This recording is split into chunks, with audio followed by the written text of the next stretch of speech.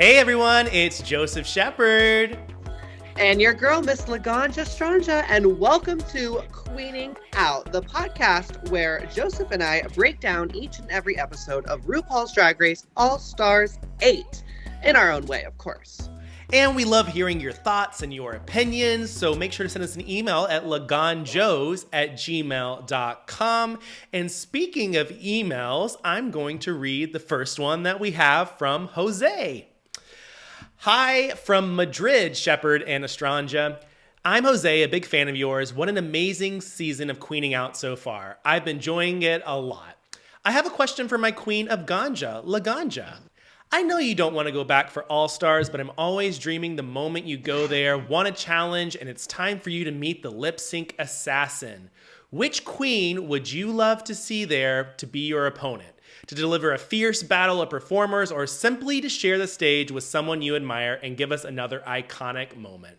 Sending you so much love from Madrid and hope to see you soon here in Europe. Please keep doing this podcast with every season of Drag Race, Jose. So I would definitely want to lip sync against someone who knew how to buck the house down.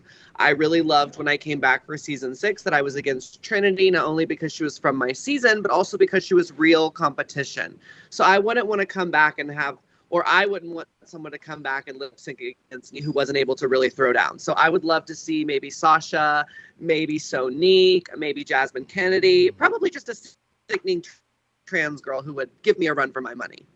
Ooh, I'd love that. I could see like flips, cartwheels, splits, people coming down from the ceiling. I could see just a whole number. I can see it too, but it's never going to happen. So let it go, kids. No All-Stars for Ganja. I already told y'all. You want to get the next message from Mike? Our next email is from Mike. It says, "Hello, Laganja and Joseph. Thank you for the weekly drag fix. Your chemistry makes Queening Out one of my must-watch shows. Question for you. Would you ever host a drag-themed competition show? And if you could make a show to be whatever you want, what would it be? You are both such savvy entrepreneurs, and I'd be curious to know. Your fan, Mike Trope. P.S. I was hoping Laganja would appear on Queen of the Universe, so I'm kind of traumatized by that being canceled. XX. Well, trust me, baby, I may be a rapper, but I'm not a singer. I don't think you'd really want to see me on Queen of the Universe. But if I could do my own drag-themed show, it would definitely involve cannabis, of course. I feel like that's what I'm known for. There would be blunt rolling challenges. Who could outsmoke the Queen of Green? I mean, I definitely think that that would be a really fun show because there are so many queens who do use cannabis. Ooh, I like that. I feel like if I had to do one, I really want, and I know that I keep thinking this. So Drag Race España, they have all of the girls living in a house together. Ooh, they don't show any of it on TV, but they all live in a house as opposed to a hotel. And I would love if they did that for Untucked. I would love if the girls all lived in a house together, and then every week in Untucked, we saw the house stuff. Because that would just be so interesting. You would get like alliances, hookups, you would get fights, you would get everything that I think that we have missed in Untucked for quite some time.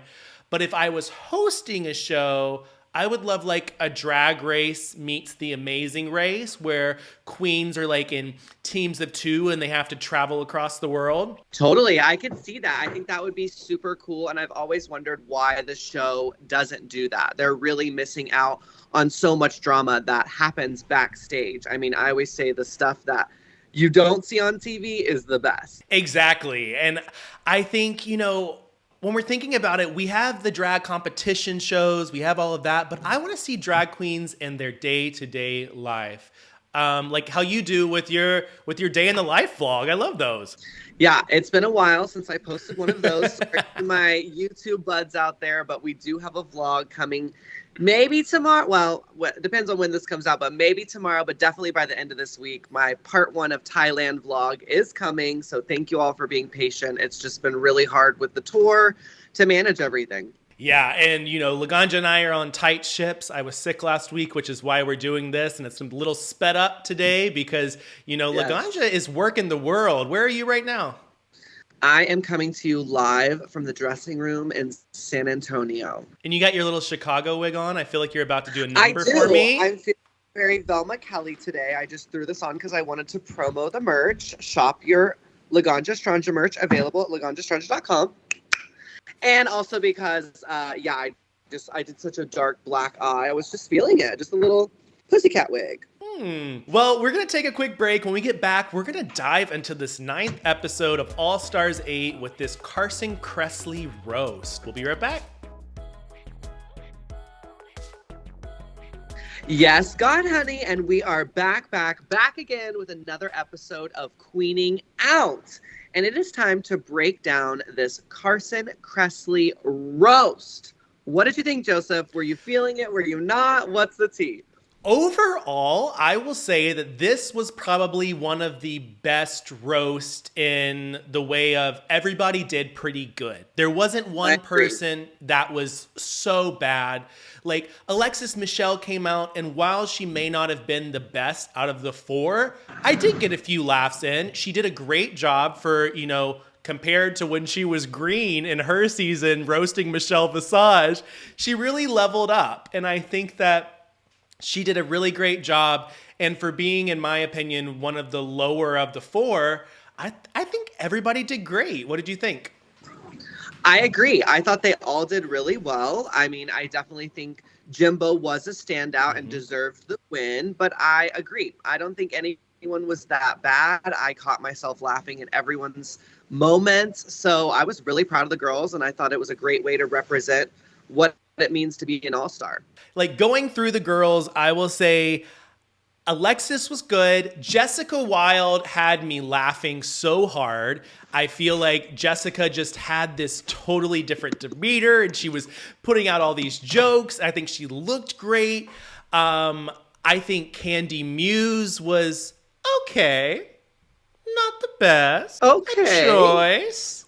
Yeah, I actually thought she was probably... Well, no, I laughed at hers too. I really did. I felt like the Alexis Michelle being the worst and going home this week was so crazy to me. I did not see that coming at all. I really felt like she deserved to be in our top, and I was kind of disappointed, to be honest, in that. I feel the same way. I didn't necessarily think she should have gone. And then we had Miss Jimbo coming out as Joan Rivers as opposed to coming out as themselves. What did you think of Jimbo? I thought Jimbo was amazing. I mean, I loved when she played Joan the first time. So I knew she had it in the bag. Everyone was like, ooh, it's so risky. It's so risky. And it's like, why? If she's done it once before and nailed it, surely she can do it again. And of course she did. I think it was brave of her. Sure. I get what they were saying, but ultimately, I was like, no, she's playing the game. She knows exactly what she's doing. Even when she went out there and didn't do great in the workroom session and then came back and nailed it, I even felt that was a little bit planned. I just feel like Jimbo is a well-rehearsed machine, especially when it comes to playing a character like Joan, who she's done many times before the show and after the show. So yeah, I felt like she was playing the game, and she, chef's kiss, nailed it. Yeah, and also I think that by playing Joan, it allowed her to be a little bit more raunchier and it be okay. When she made the joke about nothing is as full of shit as Alexis Michelle on a Folsom, street days, I was laughing. I was like, you're pulling out the Joan and how Joan would pull the most outlandish and craziest jokes. So I think that Jimbo did great. I think that Jimbo deserved the win. If I had to choose who the bottom would be, I think I would have chosen Candy. Yeah, I think that's who I would have chosen too. I don't really remember a lot about hers. I definitely remember laughing, but I don't really remember a lot of the punchlines. And I think too, just compared to all the other ones, when you are down to 4, it is so hard to stand out, and you have to do something that's going to make you stand out, or you're going to be, kind of in the bottom. Agreed. Well, let's get into this runway. Are you ready for Wear It or Tear It? You know I am. It's my favorite game that I love to play with you. Not the only game. Well, First up, in the Snow Bunny category, we had Alexis Michelle in a crushed velvet. I would say is this a teal or a periwinkle? Tiffany blue. A Tiffany blue bodysuit, and the thing around her head, I'm guessing it was a big, oversized, gnat hat. I don't know what you call them. Like a Santa Claus hat. Okay. Yeah, it's definitely giving that like Dracula oversized Mm-hmm. collar vibe. I don't know if it was a hood, but I definitely see what you mean. I really liked this look. I definitely loved the color on her. I loved the matching bag. I loved that she had an actual like snowball reference on the train of the outfit. I loved the oversized pearls. I loved that she played with this different hair. I do feel that it was missing a little something, like a little bolero or like, I don't know. I just felt like the whole middle part of her body was very plain. And while it fit her really well, I was like, maybe if the pearl detail had like continued on the outfit and she had like little pearls, like polka dots scattered throughout the whole outfit, like it just, to me, it needed one more detail, but it's still a wear it for me. I loved the outfit. She sold it with the bag. And again, I like that she did something different, and that's something we hadn't seen on her before. Yeah, and I love this hair on her too. It's a totally different type than what she normally would wear. The color looks great on her. Both colors look great on her, that blue and that pink. I think she did a great job, but I do agree with you. And there's something missing from the middle section that would end up making this stand out even more. But I would wear it. Totally. Up next, we have Miss Jessica Wilde giving us Shivering Blue. And I, again, feel the same way I do about Alexis's, where I love the outfit. I think it looks really great. But to me, the suit is missing something. I know one of the judges was like, I love that it's an actual suit that you could see on the snow slopes. But I don't love that. I feel like this is a drag show, and we want to see drag. I don't want to see what you'd actually wear on the slope. So I felt like the suit underneath was missing the embellishment that the coat had. I loved that the coat had the gray fur with these rhinestone appliques. I loved that her glasses were fully stoned. I loved the fur boots, but I just felt like the suit was a little lacking detail. It was just a little too simple for me. But again, it's still a wear it for me. I think she did nail the category. Yeah, I think she did nail the category 100%. I do agree with you that the suit does look like something that you could just go buy at a store. I think maybe if she wanted to elevate it, the way that jacket that she is wearing, it looks kind of quilty to me. I would have loved to have seen that transferred onto the bodysuit and maybe like a little quilty type bodysuit. But I think she looks great. I will say that every week Jessica Wilde comes out and I just love her more and more and more. I am so glad that she's been given this chance because, back season, was it 2 or 3? 2, 3, 3. I think she's 2. Was she 3? We'll get red. No, but I think that it's such a great thing that she has come back years later and, showing a whole nother generation of fans what it is. And I would wear this. Yeah, no, I definitely think she's elevated herself. I'm so happy that so many more people are getting to know her. I've worked with her for years and love her. She's so exactly who you see on TV. She's so funny. She's so kind, very professional. So I'm glad the world is really falling in love with her again because, yeah, I think she completely nailed this competition this season and really deserves to be in the top 3. Mm-hmm. Next up, we had Jimbo giving his Ice Princess fantasy. Okay, are these feathers? Is that what that is? Yeah, so it's actually a trim, and on the trim are like these longer parts and then the feathers coming off. So it's a ton of feather trim. And wow, I have to say, I didn't love not necessarily the silhouette of the look. Mm-hmm. It was a little like, what am I looking at? But I loved the movement of the feathers, and I totally thought it nailed the category. Definitely my favorite of the night on the runway. Total wear it. I do wish she'd given herself some more shape, but I loved it. It was so creative, so cool, so different, so Jimbo, so elevated, incredible hair. I mean, girl, she killed it. She absolutely killed it, and this is something I would totally wear. I love just watching it flow down the runway, just seeing it move and then having movement. It just adds a totally different level to an outfit. I do agree with you on the shape. I think that the shape could have been a little bit better, but at the end of the day, this was my favorite look on the runway. I'm going to put up the Ice Queen look that she did for Canada's Drag Race when she was on because the glow up from one to the other compared to makeup and compared to look, it is a totally different realm. So I love it. I'd wear it. Total wear it. And up last to our runway, we have Miss Candy Muse. And I gotta say, I loved the look. I would totally wear it. I was really happy for her. You know, I feel like I've been kind of hard on her this season for her looks. They haven't necessarily been my favorite, but this to me was candy giving candy with elevation. I loved the fact that even the material underneath the rhinestones is also a metal rhinestone chain. Like, this is literally rhinestones on top of rhinestones. And I think this simple pairing really worked for her. I love that she's got these chain necklaces. I love the, of course, again, stoned glasses, the big, beautiful blonde hair. I don't know. I thought she looked really good. My only critique would be that the jacket was a little store-bought. I wish the jacket had some of the rhinestones, or if you know that Moschino jacket that was like a collab with H&M where it had like the chains coming through it. I think like that jacket, even though it would have been store-bought, like would have really elevated this look just because it just feels like a simple white fur. Which there's nothing wrong with that. You know, she definitely likes a classic pared down silhouette and pieces. But I do wish that fur would have been a little bit more. But overall, I love this look. It's a total wear it. I would love to wear this outfit. As they said, that little front pouch, pop it open and you're ready to party, baby. I was laughing so hard at that part because I was like, literally, it's like a drawstring bridge. Like, it wants to come down. I think that she looked great. I think that, you know, it's typical, like going with, you know, her aesthetic. I actually did like the white coat. I think that it added a little bit to break everything up.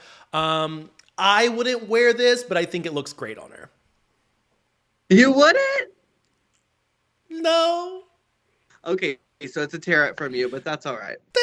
Now we get to get into our Snow Bunny looks from our eliminated contestants for the Fame Games.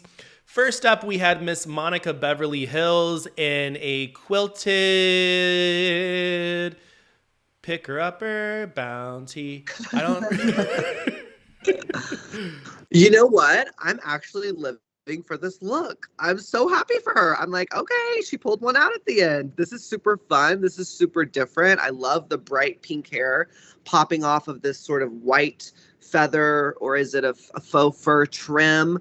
I think she's giving you the bunny paws. I like that it's like pants that are disconnected from the outfit. I think she looks cool. I love the look.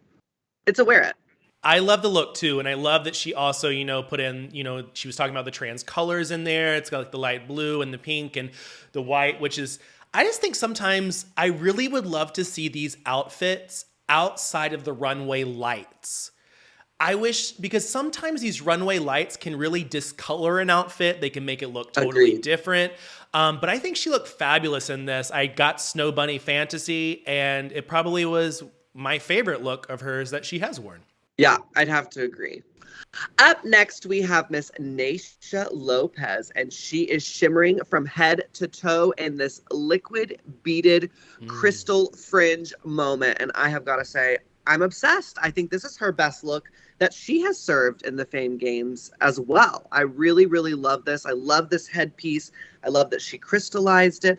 I love this sort of over highlight underneath the eyes. It's really giving me that snowy vibe and feel. I mean, I love that she's giving us body, the simple pared down shoe. She looks great. Yeah, I think she looks wonderful. I think that my only note is that it feels a little disjointed to me. Like how everything's kind of coming down. Like the way that she would move, sometimes you would see like the flesh color under, sometimes you wouldn't see the color under. I kind of feel like there should have been more bedazzling jewels. But I do think that she looks great. And I do think that this is one of her best looks. Yes, I agree. This is definitely one of her best looks. It's a total wear it for me. Next up, we had Miss Kasha Davis, and she was coming out in her yellow snow getup, like you peed in the snow. Ew. Laganja, have you ever peed in the snow? I don't think I have.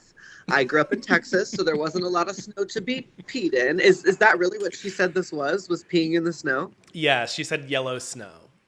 Ew, it's a no for me. It's a tear it. I'm not a fan. I love the hair, but the boots don't match. I don't get it. I'm confused. No. Yeah, I think that it was a concept that could have been given a little bit more life. I don't think that the boots go. Apparently there is a big Twitter thing going on now about wearing boots on the runway. Carrie Colby's going in at it. And Carrie's like, they should never be worn on the runway whatsoever because Candy also was wearing a pair of like moon boots. What do you think? Do you think moon boots should ever be worn on the runway? I mean, I think when the challenge or the prompt is snow, then yeah, boots totally work. I think they should be fashion boots. Like if anyone saw my boots that I wore for 420 this year that were giant, oversized marijuana nug boots, like, you know, you got to be creative with it. It can't just be like store-bought boots with some rhinestones on it. Although that is kind of what Candy Muse wore, and I kind of liked it. So I think if you zhuzh up the boots, sure, they're fine. They're fine. I mean, I prefer a high heel always. If you could do a high heel boot, preferred, but I think it just depends on the challenge. Yeah, I would tear it. Yeah, it's a tear it for me. Sorry, Miss Kasha. All right, up next, we have Miss Darien Lake. And is she giving us platinum card realness? She's giving us cocaine platinum card realness, I think you would say. Cocaine? Oh, like snow. I got it. Yeah, so like snow. So on top of her head it was supposed to be like a credit card, but you really can't see it because of the lighting. And then all around her, I believe that she has razor blades. Yeah. Oh my God, that's actually iconic. I don't love the dress underneath. Same. I wish she just had the jacket. I think that would have been enough. But no, it's a wear it. It's a wear it. That's so crazy. She did that. She better work. I agree with you. I think that the jacket in itself with the razors on it is a statement in itself. That dress under, I was not a fan of. It looked very like caftan, very like, you know, something that you would kind of like a nightie to me. Like it doesn't necessarily go with everything else that she's presenting. So that is my tear it for that. But I think honestly, if she would have had that coat on, that would have been a moment and a serve. So I'll give it a wah. Okay. Well, I'm still going to say wear it because I love it. I just think the concept is so crazy and so out there. And again, not something we would expect Darien to do. So I love it. It's a wear it. And I love, too, that she's just been trying different things, you know, like she kind of has come out of her box and some things hit and some things miss. But that's what you learn when you start coming out of your box. Totally. Next up, we had James Mansfield. She said she was giving her Lion Witch in the Wardrobe Ice Queen realness. I love the hair.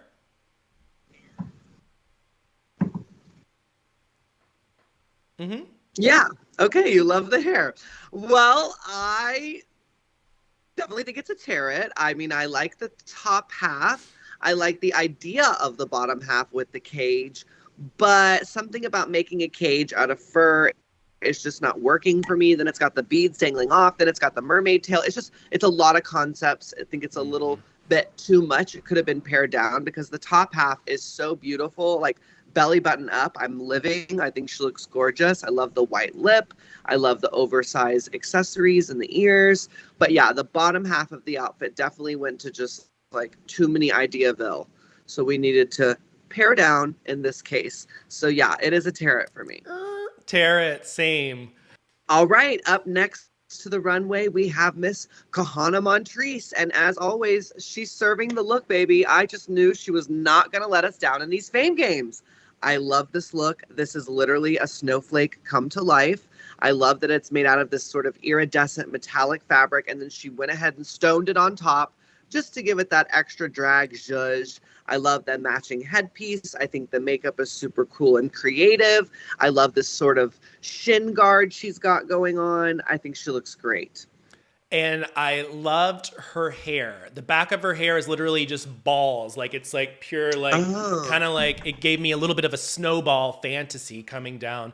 I think she looks gorgeous. I will say that have been a lot of queens who've done similar. I don't know what you call these outfits. They're kind of like how she has like the snowflake stuff. Like there's been a lot of queens doing those type of pieces and stuff, but she looks great. She looks wonderful. The makeup is on point. The hair was on point. Outfit was on point. Like you said, Kahana did not come to play.